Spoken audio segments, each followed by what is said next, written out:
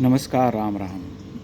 एक विराम के बाद मैं आज फिर आपके सामने आया हूँ और इस बार मैं एक निर्णय के साथ आया हूँ कि मैं हिंदी के कुछ प्रतिनिधि कवियों की अत्यंत ही उत्कृष्ट जो कविताएं हैं उनका पाठ करूँगा और जहाँ तक संभव हो सकेगा मैं उसकी व्याख्या भी करूँगा, क्योंकि मैं मानता हूँ कि ये कविताएं भारत की जो सांस्कृतिक चेतना है उसका प्रतिनिधि स्वर के रूप में हमारे सामने आती हैं। दुर्भाग्यवश इन्हें अकादमिक जगत तक सीमित कर दिया गया। इन्हें उस तरह से नहीं पढ़ा जाता है जिस तरह से हिंदी के कुछ अन्य लोकप्रिय कवियों को पढ़ा जाता है या उनकी कविताओं का पाठ किया जाता है। इसका आरंभ मैं अपने प्रिय कवि निराला की अत्यंत ही विलक्षण कविता, सुप्रसिद्ध कविता राम की शक्ति पूजा से करूँगा। राम की शक्ति पूजा से जो परिचित हैं वे जानते होंगे कि यह राम रावण युद्ध पर आधारित एक लंबी कविता है, जिसमें रावण से युद्ध लड़ते हुए भगवान राम के मन में जो अंतर्द्वंद उपजते हैं, जिस तरह का ऊहापोह में वे डूबते उभरते हैं, उसका जो मनोवैज्ञानिक विश्लेषण है इस काव्य में हुआ है। और यह एक हिंदी ही नहीं, भारतीय साहित्य की अमूल्य निधि बन कर के हमारे सामने है। इसका आरंभ जो है वह युद्ध के समापन, प्रथम दिवस के युद्ध के समापन के साथ होता है, जिसमें कवि कहते हैं कि रवि हुआ अस्त ज्योति के पत्र पर लिखा अमर, रह गया राम रावण का पराजेय समर। आज का तीक्ष्ण शर विधृत क्षिप्र कर वेग प्रखर शतशेल संवरण शील नील नभ गर्जित स्वर। प्रतिपल परिवर्तित व्यूह भेद कौशल समूह राक्षस विरुद्ध प्रत्यूह क्रुद्ध कपि विषम भूह। विच्छुरित वहनि राजीव नयन हत लक्ष्य बाण लोहित लोचन रावण मदमोचन महीयान। विच्छुरित वहनि, जैसे हम किसी लोहे के अस्त्र पर जब धार देते हैं तो उससे जो चिंगारियाँ निकलती हैं, उसी तरह की चिंगारियाँ राजीव नयन मतलब भगवान राम की आँखों से फूट रही हैं। और रावण चूँकि राक्षस है इसलिए उसकी आँखें लाल लाल हैं, लोहित लोचन लिखा है। राघव लाघव रावण वारण गत युग्म प्रहर उद्धत लंका पति मर्दित कपिदल बल विस्तर। अनिमेष राम विश्व दिव्य शर भंग भाव विद्धांग बद्ध कोदंड मुष्टिखर रुधिर श्राव। रावण प्रहार दुर्वार विकल वानर दल बल मूर्छित सुग्रीवांगद भीषण गवाक्ष गए नल। मतलब कि रावण के प्रहार से सभी जो हैं वानर विकल दल विकल हो गए हैं और सुग्रीव अंगद सभी मूर्छित हो गए। फिर वो कहते हैं कि वारित सौमित्र भल्लपति अगणित मल्लरोध, कि वह रावण के प्रहार से सौमित्र से लेकर के भल्लपति यानी जाम्बवान तक और अगणित मल्ल योद्धा जो हैं वो सब गिर पड़े हैं। गर्जित प्रलयाब्धि क्षुब्ध हनुमत केवल प्रबोध, यानी समुद्र में प्रलयंकारी तरंगें उठती हैं और उस क्षण में केवल एकमात्र शक्ति जो जागृत है, जो प्रबोध है, प्रबोधनी शक्ति है, वह हनुमान में है। वे देख रहे हैं कि रावण जो है युद्ध में आतंक मचाए हुए है। तो यह प्रसंग उससे ख़त्म होता है और उसके बाद एक चिंता की रेखा जो है खिंच जाती है। वे कहते हैं कि लौटे युगदल राक्षस पदतल पृथ्वी टलमल बिंद महोल्लास से बार बार आकाश विकल। जो राक्षसों की वाहिनी है वह महोल्लास में डूबी हुई है और उनके उल्लास से आकाश तक विकल हो जाता है। वानर वाहिनी खिन्न लख निजपति चरण चिन्ह चल रही शिविर की ओर स्थविर दल ज्यों विभिन्न। वानर वाहिनी खिन्न है, लख निजपति चरण चिन्ह, अपने पति, अपने सेनापति, अपने अध्यक्ष के चरण चिन्ह को देखते हुए चल रही है शिविर की ओर, जैसे स्थविरवादी अलग अलग दलों में चलते हैं। प्रशमित है वातावरण नमित मुख सांध्य कमल लक्ष्मण चिंता पल पीछे वानर वीर सकल।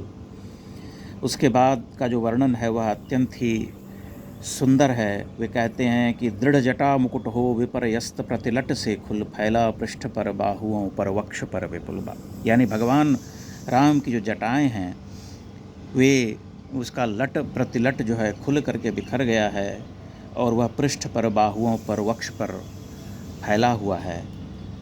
उसकी जो उपमा उन्होंने खोजी है वह कहते हैं कि उतरा ज्यों दुर्गम पर्वत पर नैशांधकार, चमकती दूर ताराएं ज्यों हों कहीं पार। यानी किसी दुर्गम पर्वत पर जो उनकी जटाएं हैं, जो केश राशि है, उसकी तुलना निशा के अंधकार से की गई है, और जो उनकी आँखें हैं दो, वो उस अंधकार में तारा के समान चमक रही हैं, क्योंकि वे आशा से भरी हुई आँखें हैं। यह कविता जो है बहुत लंबी कविता है और इसे अलग अलग प्रसंगों में पाठ करते हुए ही इसका रसास्वादन किया जा सकता है। और इसका जो अगला बंद है उसमें वो कहते हैं कि है अमानिशा उगलता गगन घन अंधकार, खो रहा दिशा का ज्ञान, स्तब्ध है पवनचार, अप्रतिहत गरज रहा पीछे अम्बुद विशाल, भूधर ज्यों ध्यान मग्न केवल जलती मशाल। यह मशाल जो है, यह राम की जो आशा है वही है केवल मशाल। लेकिन फिर वो कहते हैं कि स्थिर राघवेंद्र को हिला रहा फिर संशय, रह रह जग जीवन में उठता रावण, रह रह उठता जग जीवन में रावण जय भय। जो राघवेंद्र स्थिर हैं उन्हें एक संशय जो है हिला रहा है, उन्हें लगता है कि इस जीवन में कहीं पराजय न झेलना पड़ जाए, रावण की विजय तो नहीं हो जाएगी। फिर राम स्वयं से कहते हैं कि जो नहीं हुआ आज तक हृदय रिपुदम में श्रांत, एक भी अयुत लक्ष्य में रहा जो दुराक्रांत, कल लड़ने को हो रहा विकल वह बार बार, असमर्थ मानता मन उद्यत हो हार हार। ऐसे क्षण अंधकार घन में जैसे विद्युत जागी, पृथ्वी तनया कुमारिका छवि अच्युत। ये देखिए यह मनोविज्ञान है। ऐसे क्षण अंधकार घन में जैसे विद्युत, जैसे अंधकार में घन में जैसे बिजली चमकती है, वैसे ही उस क्षण में जब वो निराशा उनको घेर रही है, तब सीता जी का विचार उनके मन में आता है। जागी पृथ्वी तनया कुमारिका छवि अच्युत। पृथ्वी तनया यानी पृथ्वी की बेटी की छवि जो है उनके मन में जागी, ऐसी छवि जागी जो आज तक कभी अच्युत, कभी गिरी नहीं जो छवि, यानी सीता जी की छवि ऐसी है जो कभी मलिन नहीं हुई। देखते हुए निष्पलक याद आया उपवन विदेह का, प्रथम स्नेह का लतांतराल मिलन, नयनों का नयनों से गोपन प्रिय संभाषण, पलकों का नव पलकों पर प्रथमोत्थान पतन, कांपते हुए किसलय झरते पराग समुदय, गाते खग नवजीवन परिचय तरु मलय मलय मलय वलय। इसमें वह भगवान राम ध्यान लीन हो जाते हैं और वह उस प्रथम मिलन को याद करते हैं जब विदेह में स्वयंवर के लिए वे गए हुए हैं और सीता से वाटिका में उनकी भेंट होती है, जिसके बारे में तुलसीदास ने भी लिखा है। तो उसी में वे आगे बढ़ते हुए कहते हैं कि सिहरा तन क्षण भर भूला मन लहरा समस्त, हर धनुर्भंग को पुनर्वार ज्यों उठास्त। ध्यानलीन राम जो हैं उनका बदन जो है सिहर उठता है सीता की स्मृति से, और वे एक क्षण के लिए अपनी अवस्था को भूल जाते हैं और धनुर्भंग करने के लिए उनके हाथ जो हैं उठ जाते हैं, क्योंकि वे अंततः तो युद्ध भूमि में ही हैं, उन्हें युद्ध ही लड़ना है। लेकिन सीता के ध्यान में डूबते हुए वे पीछे लौटते हैं और उन्हें लगता है कि अब धनुर्भंग कर देना है। फूटी स्मृति सीता ध्यानलीन राम के अधर, फिर विश्व विजय भावना हृदय में आई भर। उस समय राम के अधरों पर एक मुस्कान फूट गई और उनके मन में जो है विश्व विजय की भावना भर आई कि अब मुझे सब कुछ जीत लेना है। यह कविता बहुत लंबी है, इसे खंड खंड में ही पढ़ना होगा, अन्यथा बहुत लंबा वीडियो होगा।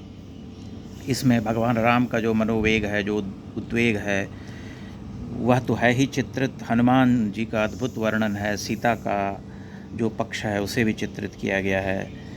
यह एक अत्यंत ही उत्कृष्ट कविता है जिसकी भाषा शैली से लेकर के जो इसके प्रतीक हैं, जो इसके बिंब हैं, उस अत्यंत ही विलक्षण हैं। और ये हिंदी साहित्य में लगभग 100 वर्षों से अपनी धाक जमाए हुए कालातीत, जिसे हम कहते कालजयी कविता है, जिसे लगातार पढ़े जाने की आवश्यकता है।